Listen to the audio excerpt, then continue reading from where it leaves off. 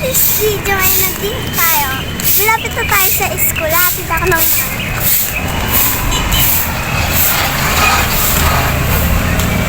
dito na po yan. Malapit.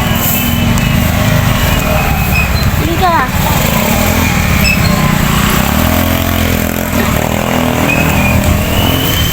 At so yun na nga mga kamars, hindi na nga ako nag-intro dahil nga nakita nyo naman, di ba, yung anak ko na nga ang nag-intro, yung minatid ko sa school. Ngayon nga, inahihatid ko na siya at pupunta ako ngayon ng butika dahil bibili nga ako ng gamot ng anak ko punso.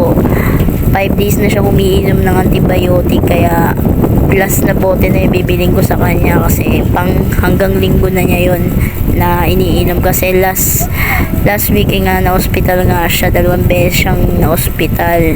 Una nagkaroon siya ng sakit na HFMD pero nagamot na yon, tapos sinundan naman nung kanyang ubo sipon na may kasamang hingal.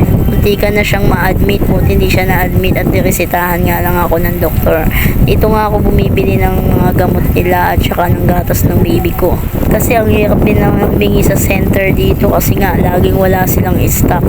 Kahit pa yung mga pang-usok wala daw sila, kaya napapabili na lang talaga din ako. Kahit na gusto ko sanang maka-libre ba lang para yung ibibili ko sana ng gamot ibibili ko na ng gatas ng anak ko.